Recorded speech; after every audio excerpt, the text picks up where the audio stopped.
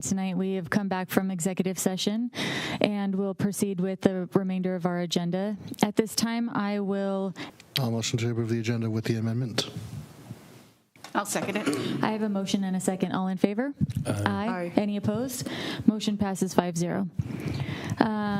At this time, we'll move into our board member discussion. Director Gerber, do you have a legislative report? Yes. So NSBA, which is the National School Board Association, announced their federal advocacy priorities this last week. So I just wanted to mention those.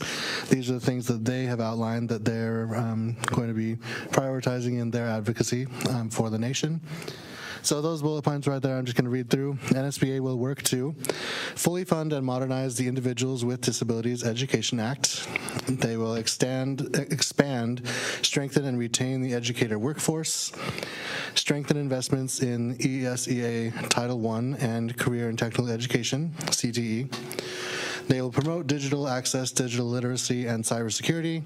They're going to advocate to prioritize student health, wellness, and safety, and they're going to be opposing the school vouchers. So we see that a lot of their priorities, do match up with things that we're working on here, things with CTE and the special ed funding. And so, yeah, we like these priorities that they've announced for this upcoming session. So, any questions about that? If you are interested, this document that she's showing there, this is just the bullet points, but it has like a bunch of paragraphs about each one and how they're going to go about that. If anyone's interested, it's a good read. Great, thank you. I apologize, I forgot to ask at the beginning of the meeting, is there any need for translation? No? Okay. We will move on to talking about our board retreat in July. Are we looking for dates? Okay. Passes. Only July 1st through the 31st. I can't make it. Is it like after hours? I should be fine if it's anything after 4. I will be out of town. Later than that would be better for me. July 20th? Got nothing on my calendar, so. Hours, like how long are we talking about? I would think 3 to 4. Okay. What about July 9th? That'll work for me. That's fine. You out of town? Okay. Tentative July 9th. That's a Thursday, boss. We'll wait. Well, yeah. Let's shoot for July 9th, but if you're gone, we can reschedule that. Anything else for board member discussion? Okay. At this time, I will accept a motion to approve the required approvals. I'll make a motion to approve required approvals. Do I have a second? I'll second. All in favor? Aye. Aye. Any opposed? Motion passes 5-0. At this time, I will accept a motion to approve accounts payable warrants 2. I'll make the motion to approve accounts payable warrants 2. I'll second. I have a motion and a second. All in favor? Aye. Any opposed? Any abstention? Yes. Okay. Motion passes 4-0. 4-1? 4-0 with 1 abstention. Sorry. At this time, I will accept a motion to approve accounts payable warrants 3. I'll make the motion to approve accounts payable warrants 3. I'll second. I have a motion and a second. All in favor? Aye. Any opposed? Motion passes 4-0 with 1 abstention. At this time, we'll turn it over to Wahidas for their elementary board report.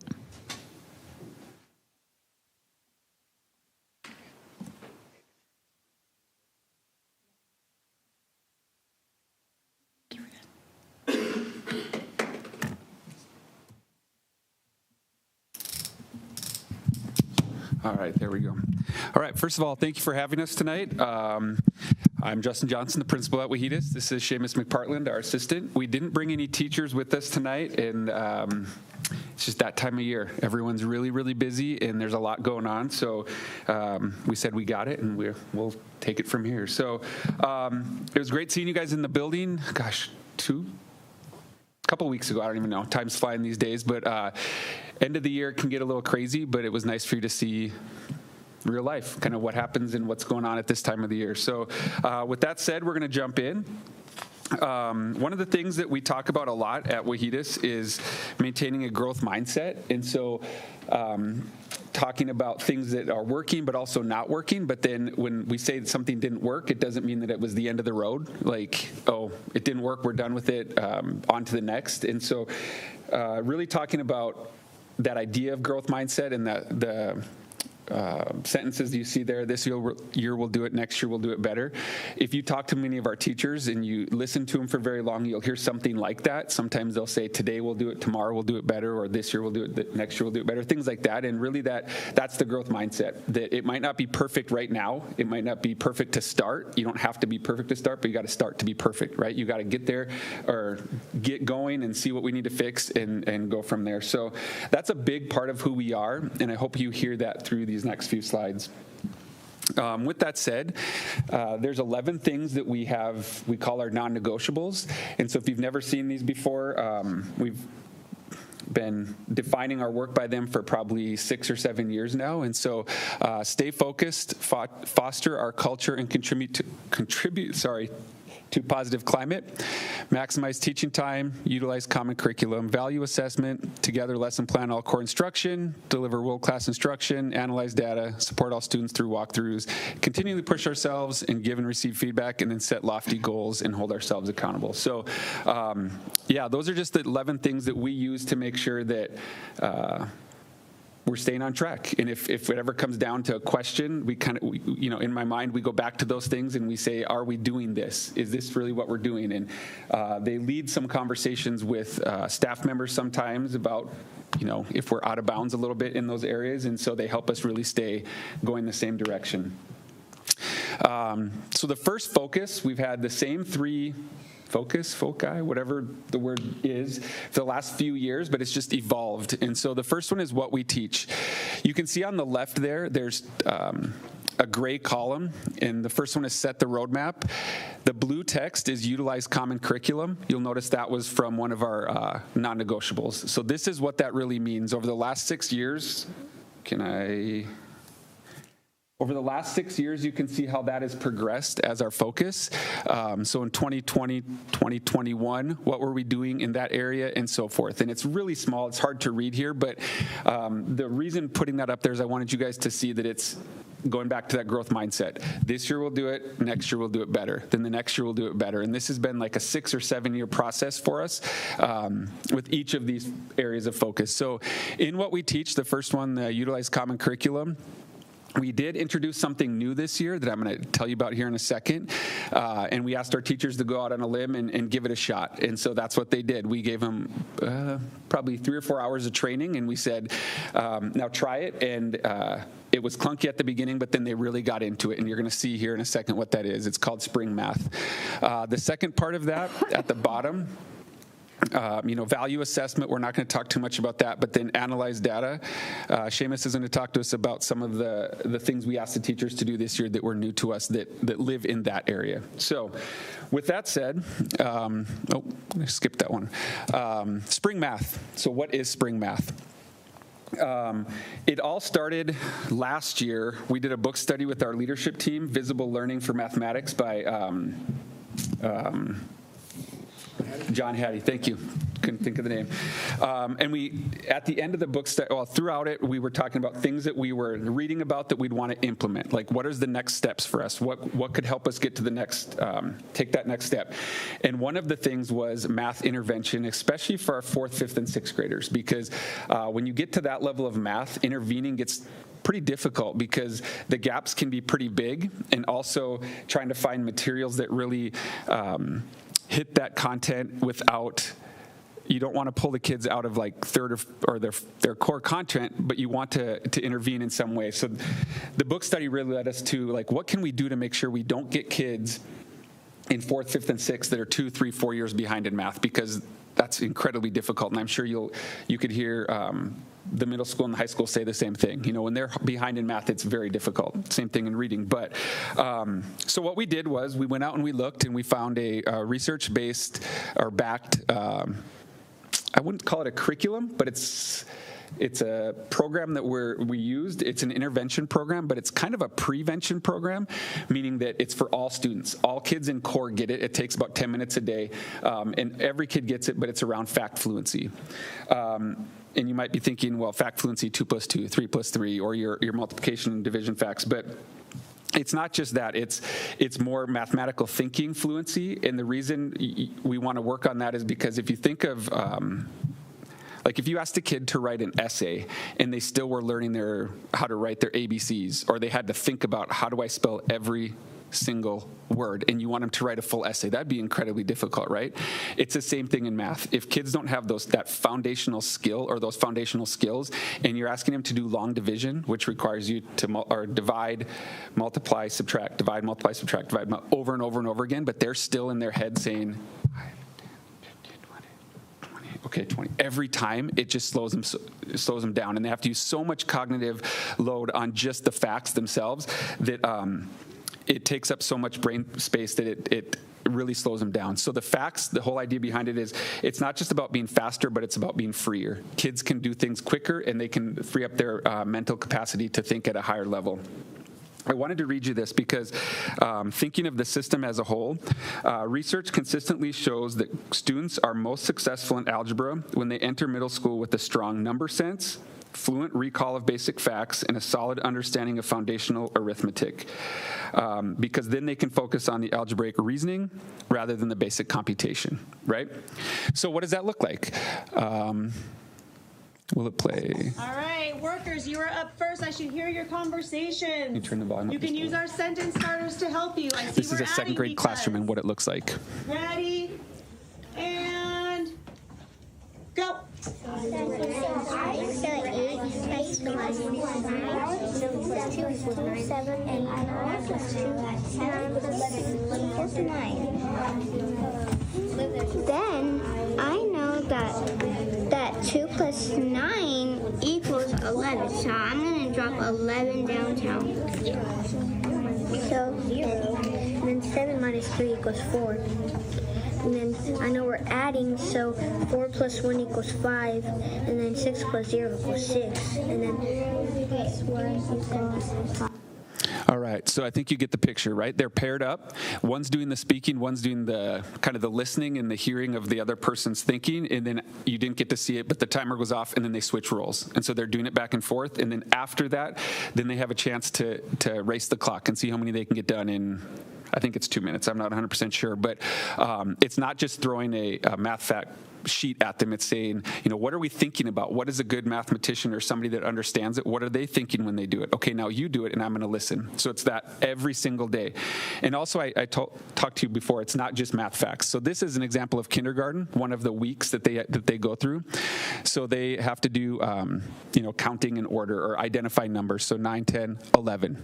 And this one is hard for them, blank 2, 3, having to think what comes first. And so it's that number sense fluency that they're working on over and over again in different ways at each grade level to really build that background for them. Here's an example of second grade. If you think back to second grade, this is probably not what you remember, but this is one of the weeks that they go through. So 19 take away 14 is the same as 19 take away 10 take away something else. Again, much deeper than just that fluency piece, but they're having to quickly reason with numbers.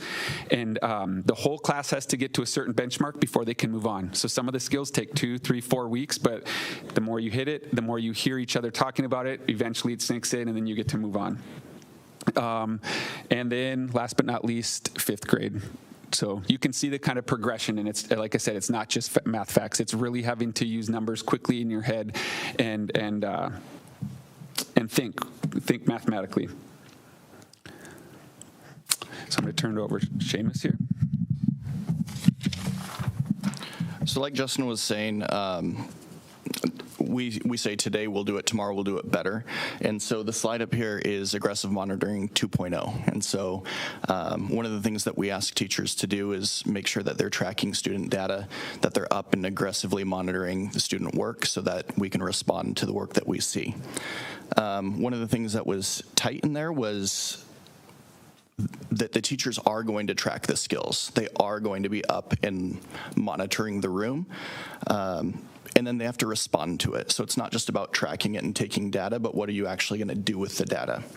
What was a little bit loose was that could be daily or weekly. It could be the teachers got to decide what the spreadsheets look like. They got to decide how often the assessments might be, depending on how quickly they wanted to respond to what they were seeing. And then the format. So the format on the sheets on the next page, we'll take a look at. Sorry, I didn't grab that. You're good. So right here, this is the second grade decoding sheet, and this is their aggressive monitoring. So if you look across the top, there are different skills.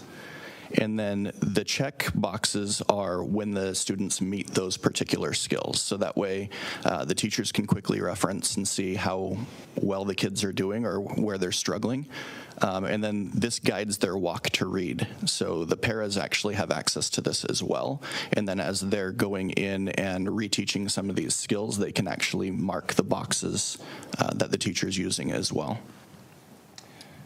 Across the top, you'll see the overall percent on the top of the column. And as I said, this drives the walk to read, so the teachers and the paras both have access to it. Another example here is 5th grade. So you'll see they look very different, but they're basically doing the same thing. So this is a 5th grade math. So you'll still see the standards on top. They're doing a weekly check, and then they like the colors because for them, they can see it a little bit easier on where the kids are. And so green would be the students have already achieved mastery of whatever that skill is. Yellow, they're getting close. And red, they still need some intervention and some help with that one. And then this info drives their walk to math. Again, paras have access to this, and then they can change groups every week. So this is per student? Each student is being graded on these, like, marks? Yeah, this right here is covering up their student's name, so each row is a student. But we covered those up so you couldn't see them. Yep.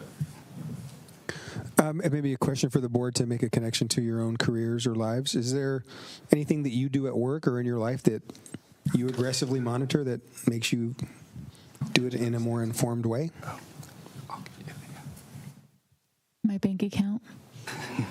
Yeah. Lots of things, yeah, definitely. Schedule for projects, lots of things. Yeah, I think that concept of out of sight, out of mind, especially for student needs, can be problematic, especially when you're dealing with a number of students every day. And if you're having kids that do walk-tos and show up and all the things that we ask our teachers to keep organized, these kinds of structures and supports allow them to do it in a more informed way. I think Seamus kept using that over and over. The information helps you perform better. It helps you decide, here's where we're headed, here's what that particular student needs. So, but again, I think for folks who are disciplined in other areas of their lives or their jobs, this happens all the time. In schools, some people have a problem with the word aggressive. What does aggressive mean to you in this instance, the way they've described it? I mean, to me, it's like they're just always making sure, they're always checking, always on top of it. So the way he's describing it, aggressive doesn't seem as a scary word. It's like we just want to make sure that they can do it right. I would say, using a sports analogy, I don't think there's a single athlete that can win a game without being aggressive. Even in golf, like you have to be aggressive about your practice, you have to be aggressive about your swing, aggressive about your diligence, if you want to win. And we want to win, meaning we want kids to succeed. We want them to learn. We want them to have high outcomes. And so when you're passive about learning, you aren't successful. Yeah, and I think that's exactly the intended, and I think that's how the teachers receive it. And this is happening at other buildings as well. But the description of it sometimes for staff can be, I'm not sure I like that word with a third grader. All right, so System Focus 2 is how we teach, and again, this has been the same for about 6 years now.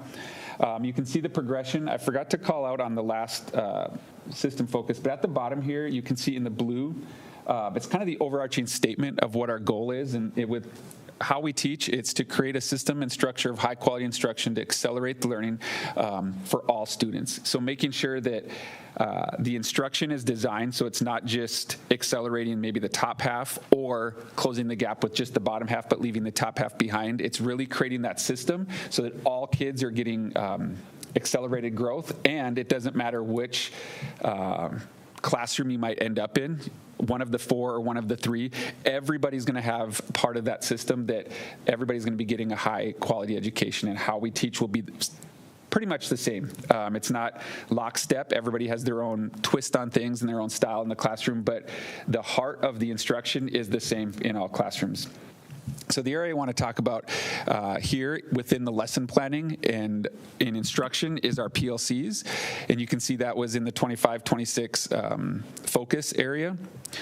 So with our PLCs, they've evolved over the last probably 4 years. 1.0 was 4 years ago, where we did 30 minutes of Monday morning 3 through 6 ELA. We got together and talked about common instruction and the targets and things like that. The next year, which was 3 years ago, we did 45 minutes with the 3 through 6 ELA teachers and rehearsals, so them getting up in front of each other and teaching the lesson itself. And then it evolved even further last year into K6 math for 30 minutes, and then K6 phonics for 30, and 3-6 ELA for 30. So we were all together for 30 minutes, and then we split off for another 30 in K2 and 3-6 bands. And again, just really digging into the cohesion piece, making sure we're all on the same page, teaching things the same way. This year, it evolved a little bit, and when you think of the gradual release model, so it's heavy in direct instruction is I do, we do, you do, and that's a way that you can teach kids how to do something, like that you watch, they watch them, or you do it, then all together we do it, and then you do it. And so this had a gradual release feel to it, and so this year was a little bit more on the teachers and not so much directed by us. What that looked like was, this is just 1 week, but you can see on the left it's September 22nd, and then the participants were here, and so I would send this out every Monday morning at about 7:30. So this week, 5th and 6th grade math got together. They met in Sunny's room. This was the time frame. They needed to bring work samples and talk about this. And then 3rd, 4th, and 6th grade ELA met. They needed to bring their Chromebooks. They needed to talk about what were we going to do different in Target 4 because we hadn't done so hot last year, right? And so I gave them targeted things to talk about, and they split up, but we weren't all together. So it was a little bit more gradual release because we couldn't be in all places at all times.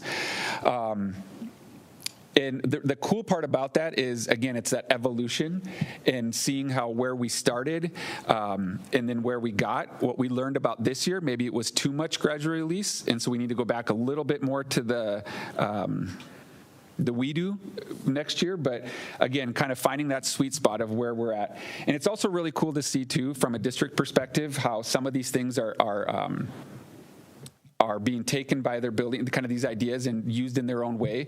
But the intent behind it is really the same, that we need to get teachers together and we need them talking about what they're going to do and how they're going to do it, because the last thing you want kids to do is the kids shouldn't be the ones connecting the dots from grade 2 to 3 to 4 to 5 to 6. They shouldn't have to be the ones to do that. Us as adults should connect them for them.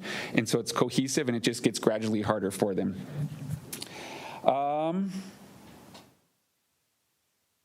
I'm gonna leave it there. We're gonna go on to the next. Can I connect one dot really quickly? Yep. One for the school level, and then one for the board level. So what Justin just described around, if you go back to the vertical collaboration slide, that one, and the specific activities he's asking teachers to consider and think about, and then you go back to slide 2. Can we go all the way back to slide 2? What's 2? The non-negotiables. You see in the non-negotiable section, together, lesson plan, all core instruction. That's what we do, right? That's what everyone is expected to do. And so that evidence of that is this structure and design. I think for something for the board and the district to consider is starting school late every Monday has an impact on families. There's a cost to it. And so our responsibility and your responsibility is to aggressively monitor, is that making a difference for our students? And can we point to structures and systems that exist in our schools that say, yeah, that's worth our investment. So when then your neighbor asks asks you, why are we starting at 10 o'clock on Mondays? Here's why. Here's what teachers do when those things happen. Here's the things here's the outcomes that we get for kids when we have that time to put that together.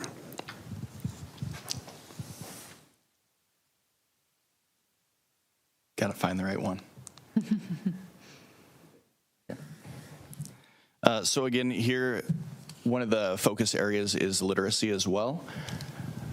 Every student needs to spend hundreds of hours not only reading but writing and speaking about what they're reading, about what they're doing, about what they're learning in school. And so we try to provide those opportunities whenever we can.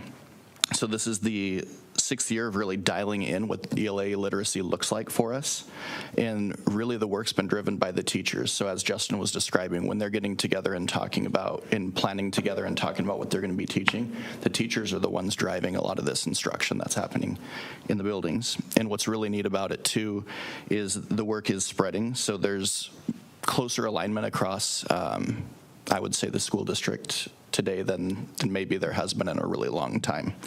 So we have similar resources and instructional strategies that are being used across the district, which is really exciting.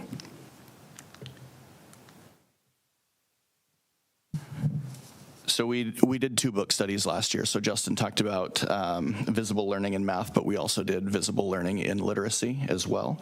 And so what came out of that was several meetings doing this book study and the teachers really deciding what they wanted to focus on. And so that's how we kind of got to this goal area for literacy. And so we started doing accountable talk stems this year. And they're scaffolded across, they're scaffolded by grade level. So obviously the lower the level grade, the more support that the students have, and the more simple sentences that they are. And then obviously we try to expand as we progress throughout the grades. So if you look up here, it talks about effect size. And so 0.4 is expected growth for 1 year for a student. And if you look up at classroom discussion, the effect size is 0.82. So if you can get kids talking, they're actually going to be learning more. So talking about their learning, not just facing a book. Feedback, 0.75. So again, almost 2 years of growth there as well. So you can hopefully notice a trend that we're doing the aggressive monitoring, and then obviously this focus on accountable talk as well. Metacognitive strategies, so thinking about what you're thinking about what you're doing, 0.64, and then peer tutoring, 0.51, and that's kind of how Spring Math came about too, is getting the students talking about what they're doing, but higher level student with a struggling student. Let's see, did I miss? Oh, and then we're also trying to replicate this, what we're doing in Gen Ed, into the SPED world as well. And so we're focusing on sorry, I don't know what I pushed. Yep. We're replicating the systems approach. So SPED, when we had SPED in 2 different buildings, everybody was very isolated in their thinking and their work and all that sort of thing. And so now that we have everybody together, we're trying to create a system. And we're starting with vocabulary like we talked about at our last, when you guys came to the building. So we've seen sentence stems in classrooms a lot higher frequency use of those AAC communication devices. Common prompts and expectations is our next goal. And that would mean that all teachers, all paras, all people that work in those SPED rooms would be using similar prompts with students, but also know what the expected response from the student would be. So when a teacher prompts a student, we all expect the same level of response based on the student's communication level. All right, so that brings us back to our non-negotiables. The last one you see there is hold ourselves accountable. So set lofty goals and hold ourselves accountable. So that takes many forms, but one that the one that's new to us this year that I wanted to show you and highlight for you is this is a live data dashboard. It's not live here, obviously, because it's an image, but Marissa, can you click on it? Right there, yep. So this dashboard is available for our teachers or anybody that wants to be watching how we're doing, I guess. Those sheets that you saw earlier of the aggressive monitoring for every skill that's happening, this it automatically populates in here and shows us. So we can see, like in the first week of kinder, the AMST, I think it is. We had about 80 some odd percent that have mastered that. And so for every skill we've taught, we can see where we're at. Can you scroll down a little bit? So it goes to first grade decoding. You can see second grade decoding here, and they have a bar graph that how many kids that on our weekly progress monitoring are showing fluency. Then it goes to 3-6 ELA, our interims, how they've done. Keep going. You can see math at the bottom. So 5th, 6th, and then you get into math, the same thing, by skill and by standard, because the teachers are aggressive monitoring and paying attention every day in class. That triggers this, or it populates this for me and for them, so we can at any moment see like which kids how many of our kids are struggling, how many kids our kids have got it, are we on track, is there one grade that might be struggling in a certain area. There's lots of different things you can look at, but if you don't have information like this, it's really hard to know, right? And also it goes back to, like I said, the hold ourselves accountable, non-negotiable, because when you know that this is out there for everyone to see, it's not a shaming thing or I got you thing, but it holds you accountable, right? If you have to put out there how you're doing and you know that it's out there, you know you got to produce, because you don't want to be the one that's not doing that, right? And so for all grades, it's there, and so that's how we hold ourselves accountable. So last but not least, I only had one slide left, and it was just going back to the growth mindset. And hopefully you can hear, or you have heard a couple examples of how the work has evolved, and the teachers have that mindset of, we got to just try something and then we're going to make it better. And like Seamus said, I'd say a good 75% of what we do in the ballpark is directly from our teachers. Like they've tried something, it didn't work. We tried something else, it didn't work. Oh, now we got something that worked. Okay, now how do we make that better? How do we scale it so everybody's doing it?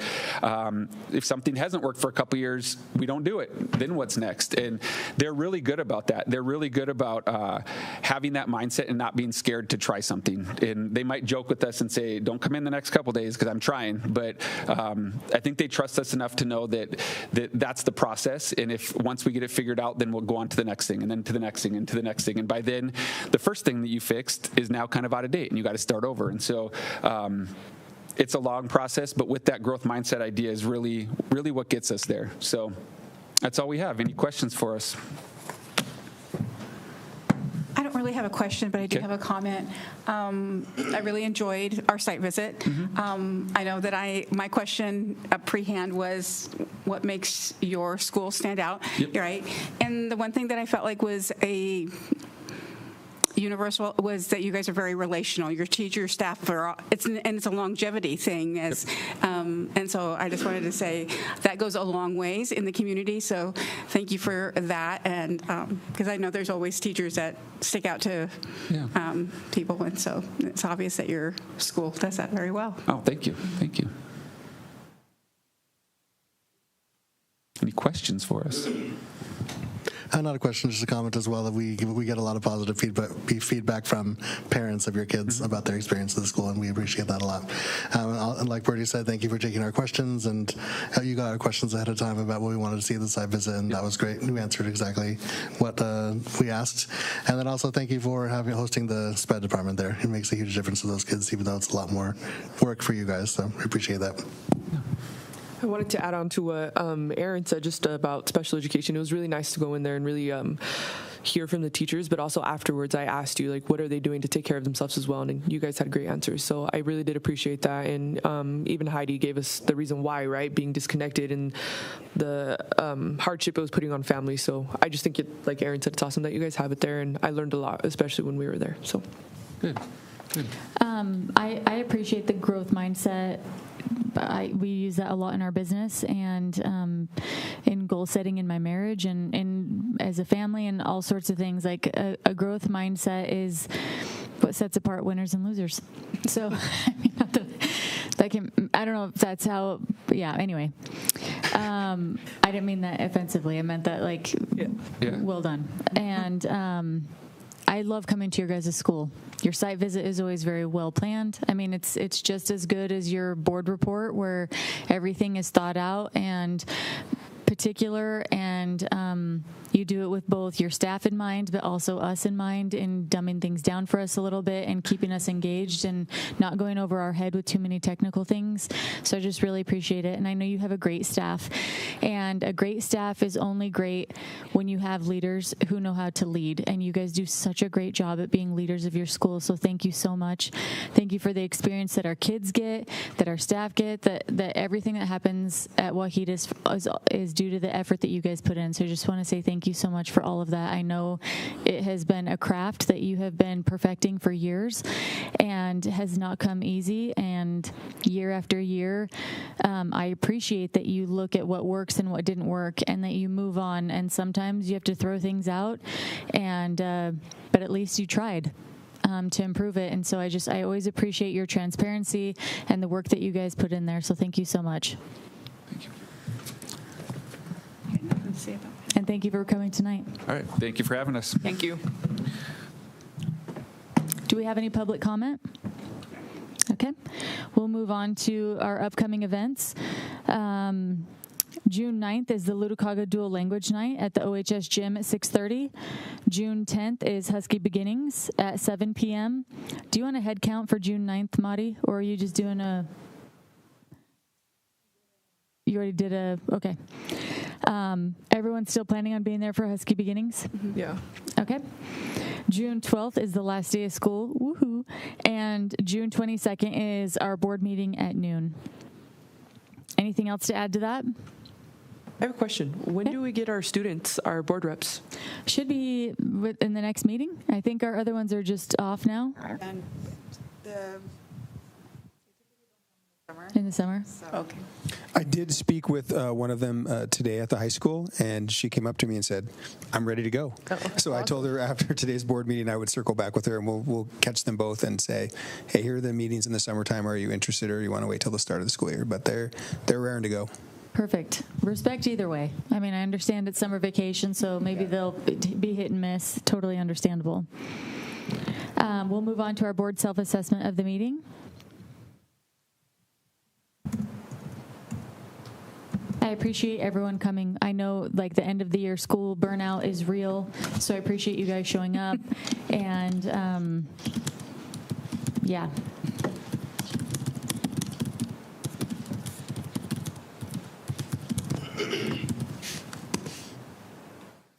Just an extra thank you to Pete and Marissa and everyone for all the work they've put in for graduation. I thought it went really well, so thank you.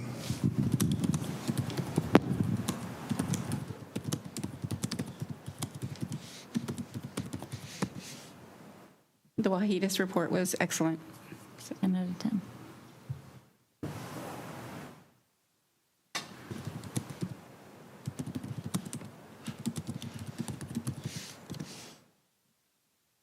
It's also great to have a full board here tonight, minus our student reps, but a full school board.